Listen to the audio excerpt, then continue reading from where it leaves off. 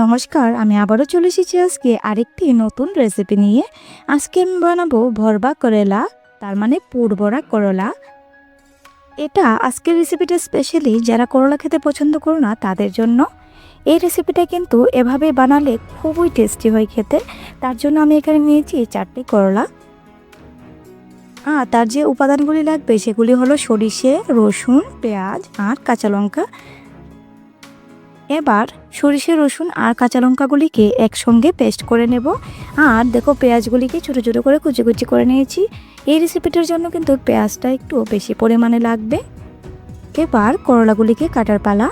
একটা করলা নিয়ে এভাবে ছুরির সাহায্যে এক সাইড থেকে করলাটাকে মাঝ বরাবর কাটতে হবে। দেখো আমি কিভাবে কাটছি। এভাবেই কেটে নিয়েছি। এবার তার ভেতর থেকে যে বীজ আছে সেগুলিকে কিন্তু বার করতে হবে। তোমরা ছুরির সাহায্যে কিংবা চামচের সাহায্যেও কিন্তু এভাবে বীজগুলিকে বার করতে পারো।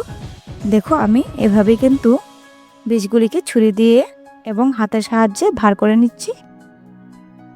এভাবেই সবগুলিকে কিন্তু আমি ভিতরটা একদম পরিষ্কার করে নিয়েছি, বীজগুলি কিন্তু বার করে নিয়েছি।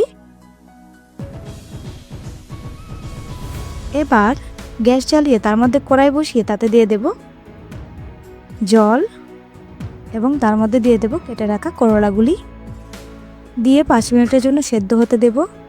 5 মিনিট সেদ্ধ হয়ে গেলে এবার এগুলিকে একে একে করে নামিয়ে নেব।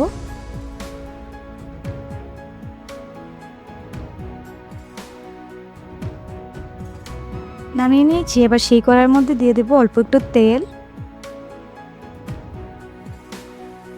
তেলটাকে এবার গরম করতে দেব।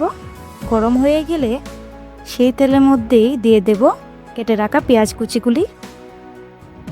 দিয়ে কিছুক্ষণ এভাবে নাড়াচাড়া করে অল্প একটু লাল লাল করে নেব। দেখো পেঁয়াজগুলি কিন্তু অল্প একটু ভাজা হয়ে গেছে।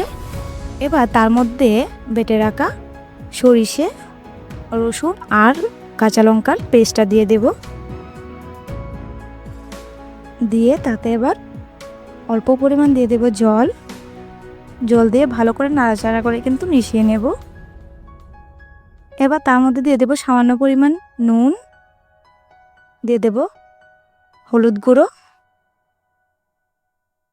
দিয়ে দেব অল্প একটু লঙ্কার গুঁড়ো। আমি কাশ্মীরি লঙ্কার গুঁড়ো দিয়েছি, এটা কিন্তু শুধু কালারের জন্য দিয়েছি। যেহেতু কাঁচা লঙ্কা দিয়েছি আর লঙ্কার প্রয়োজন হবে না, তোমরা চাইলে কিন্তু এটা স্কিপ করতে পারো, শুধু কাঁচা লঙ্কা দিয়েও বানাতে পারো। আর দিয়েছি অল্প পরিমাণ চিনি, এটা দিলে খুবই টেস্ট হয় খেতে। তোমরা চাইলে দিতে পারো, নাও দিতে পারো। দিয়ে বা কিছুক্ষণ নাড়াচাড়া করতে করতে কিন্তু পুরটাকে ভাজা ভাজা করতে হবে। এভাবেই নাড়াচাড়া করতে করতে কিন্তু এই পুরটা কিন্তু রেডি হয়ে গেছে। এবার নামিয়ে নেব। নামিয়ে নিয়েছি একটা বাটিতে। আর সেদ্ধ করলাগুলি নিয়ে নিয়েছি। এবার চামচের সাহায্যে করলার ভেতরগুলোতে এগুলি ভরে দেব এই পুরটা। এভাবেই আরেকটাতেও এভাবেই পুর ভরে দেব চামচের সাহায্যে।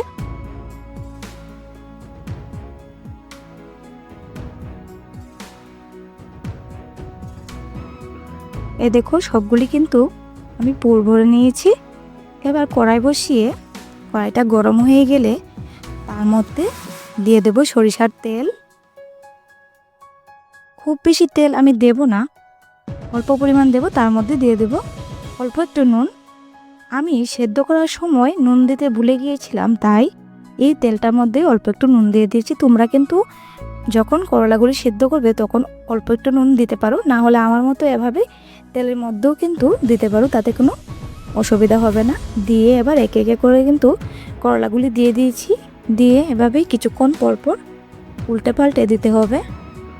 দিয়ে দিয়ে কিন্তু আস্তে আস্তে এই করলাগুলিকে ভাজতে হবে।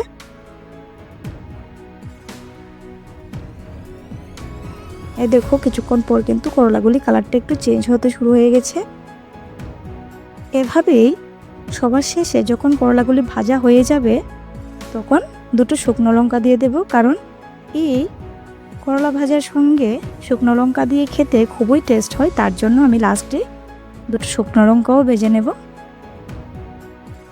এভাবেই কিন্তু করলাগুলিও ভাজা হয়ে গেছে। তাহলে কিন্তু রেসিপিটা রেডি হয়ে যাবে। যদি রেসিপিটা ভালো লাগে অবশ্যই আমার চ্যানেলটাকে সাবস্ক্রাইব করবে এবং লাইক কমেন্ট করতে ভুলবেন না। ধন্যবাদ সবাইকে।